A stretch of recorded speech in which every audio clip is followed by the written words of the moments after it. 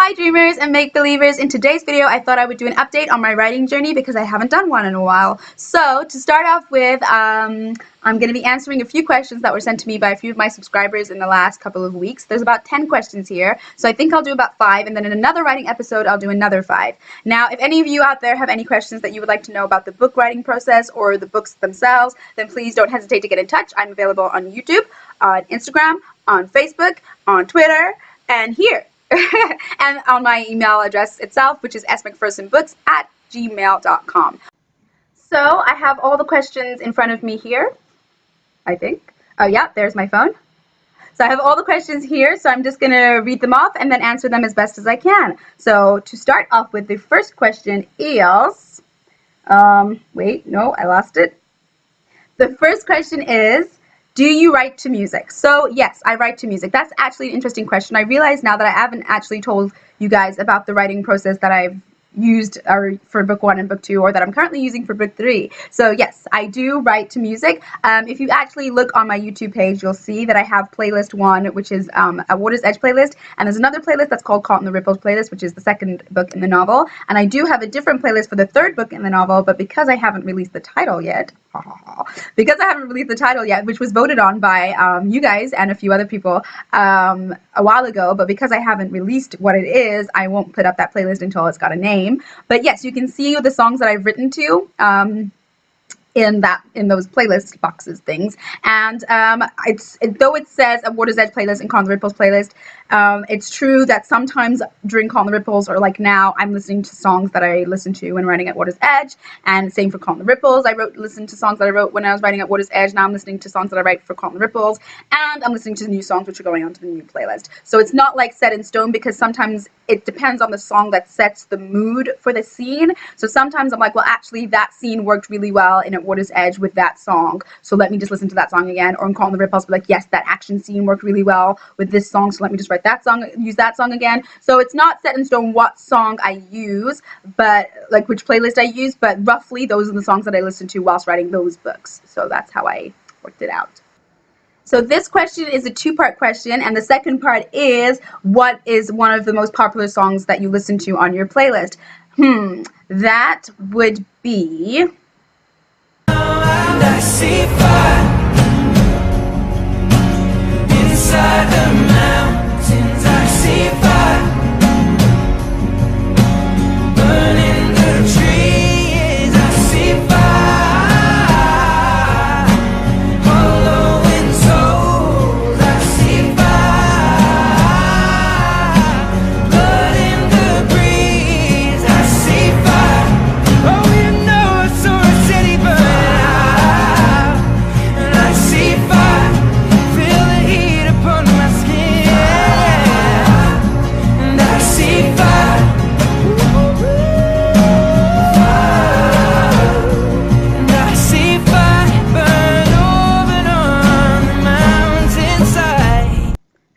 The second question I'm going to answer today is, what is your story about in a nutshell?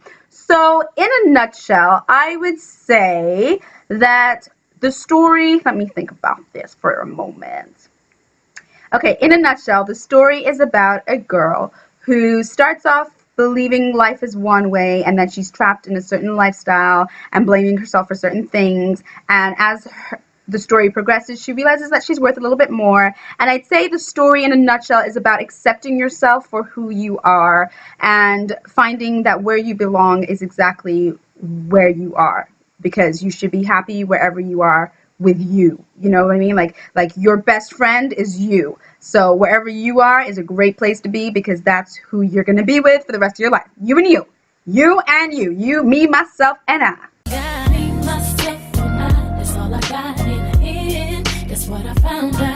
This third question ties in pretty nicely with the previous question, so I'm going to pick this one out of the 10. And it says, does your book have a message/moral? And if so, what is it? So my book does have a message. Now, my book is a saga, so the saga itself has a message as a whole. But from the very first book, the tagline at the very end is, they say love can cross oceans, but can it cross worlds? Now, I mean that metaphorically and literally, because it's a fantasy novel, and it spans over many different worlds or realms, dimensions, sort of thing.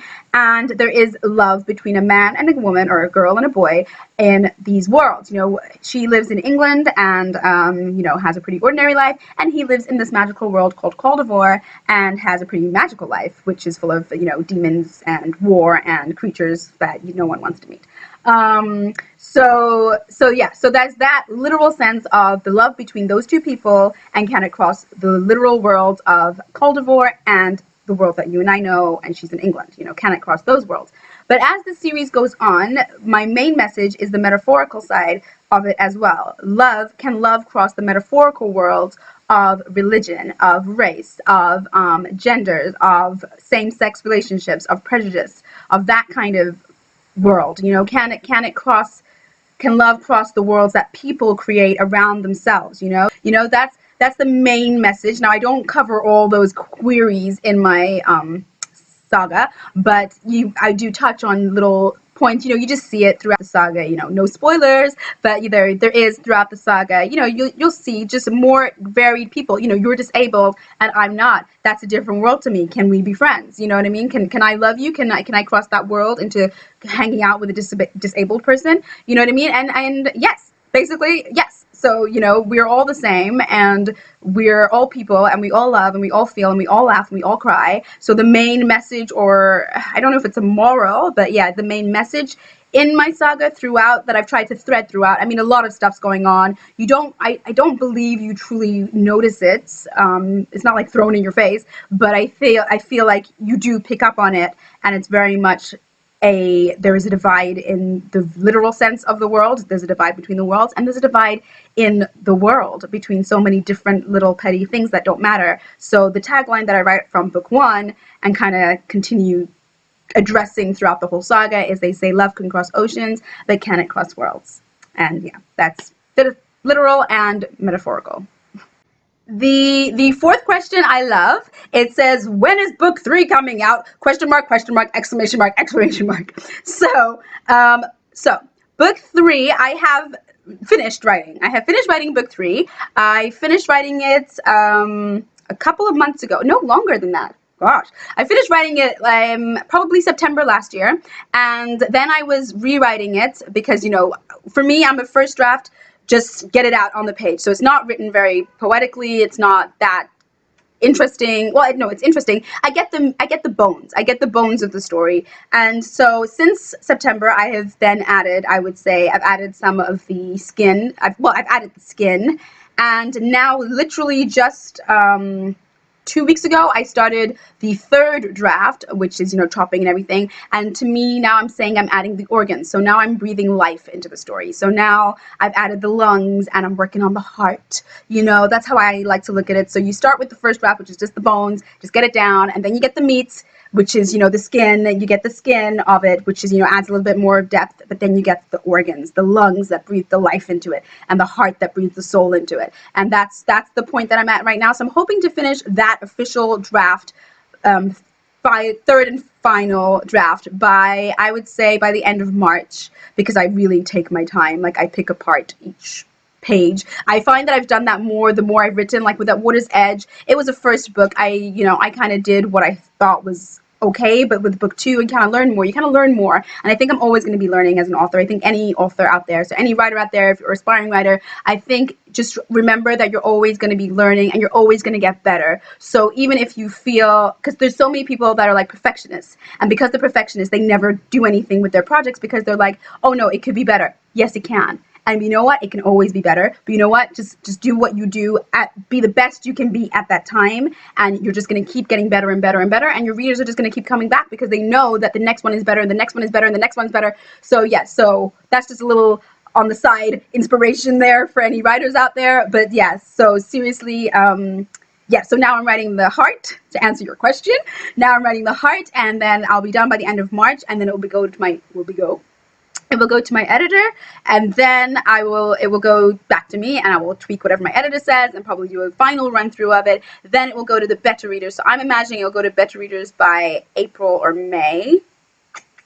Probably May, yeah, because it'll be my editor and me, yeah. So by May, I think it'll go to my beta readers. So they're the ones that judge it as a whole, as an outside read. Do yes, no, Do they agree? Do they not agree? Yada, yada, yada. And then based on their feedback, I'll make some changes again, and then it will go into ARCs. And ARCs are advanced review copies, where I'll start sending out advanced copies before the release to people to review, to get reviews on release day, and that will probably take place in about June. So I imagine the release will be in July or August of this year. Woo! So the fifth question that I'm going to answer is, I saw recently that you sent some book prizes, book swag prizes to some winners in one of your contests. Will you be sending out more book swag? What swag was in the box? Okay, so you can actually go and check out all the swag that was in the box from Madalena Alfonso. I don't know if that's her YouTube name. I'll link it below so you can go check out the book swag that she received in the box, because she did a whole little video on it, which I love. She did an unboxing video. But I do have some of the swag here with me today because I have it with me. And yes, I will be sending out more of it again in the near future. But what I did in that box was 2 signed copies of book, well, 1 signed copy of book 1, 1 signed copy of book 2. And then I also gave a little Christmas bauble. It was a Christmas contest giveaway. So I gave a little Christmas bauble that says Forever Dream and Make Believe, Merry Christmas Dreamer. And I can't remember if there's anything else, but then yes, and then there was a lot of book swag. So now let me get the book swag to show you. There was this fine Taritesia scented candle. So it's called Fragrance of Taritesia. Now Taritesia is a land in Côte d'Ivoire, and this one has the scent of the ocean, the scent of honeysuckle, and the scent of mulled wine. And that is how I describe Taritesia in my book. So, you know, I say it smells like honey, it smells like ocean, it smells like wine. And honestly, this candle, it was done by I can't read it. I'm gonna link it below, but it was done by them, and they are so good. It smells so nice. Then there was also this lovely little necklace, which has, you'll see the book on it, and it also has the crest on it, just right there. It has the crest on it, and it's just very nice. It hangs from your neck because it's a necklace. So yeah, so there's that nice little necklace, which I like. I might keep one for myself. And there's a little, it's from the Book Swag shop. Is that right? Is that showing the right way? Yeah, it's from the Book Swag shop. It's really, really, really cool. Then the other thing, well, I got a few more things. So the other thing that was in the box that I send out in my swag packs is a badge. So this is like a little pin, you know, you can put it on your bags or your, like, well, normally bags. So yeah, so it's the crest of Côte d'Ivoire, which is the world that I've created for those of you that haven't read it. You see? So it's got all the symbols of the 7 empires with the 8th missing. That is the empire that got destroyed a long time ago, where the other girl belongs to, but you have to read it to know what the heck I'm talking about. Then I also gave this little potion of Nepetin. It's called Nepetin potion. Wait. And Nepetin is a potion from my book. So it's a potion that destroys the bad creatures, or at least helps destroy them. And it says, caution, only use against an Exlothar. And the Exlothar are the creatures from A Water's Edge, from the Water Rushes Saga, that, you know, can be destroyed with this. Haha! And the other thing that I gave, which I absolutely love, like I genuinely walk around and use this, especially for work, because I always have like big books and stuff to carry around with me. So I use it very much. It is a tote bag. Woo! Wait, I love it. Wait, let me see if I can get this in the frame. So it's a tote bag, and it says, to the dreamers and make-believers. And because I'm all about dreams, so the cover of my book, actually, let me just get it for you. You will see. This is the cover of the book. So there is the crest. So this is the crest of Côte d'Ivoire with the 7 different empires on it, symbols. So there is the crest basically reiterated onto the bag. And because I'm all about dreams, I made it have the feathers like a dream catcher because I think that's quite cute. And it says, to the dreamers and make believers. And it is, in fact, double-sided. So no matter which way you carry it, it's still looking fly. So I really, really like that. So those are the book swag things that I've managed to get together so far. I hope to one day get like playing deck cards and a lot of other stuff, but we'll get to that one day. Baby steps, baby steps. And that is all for now. I will see you again next time. Bye!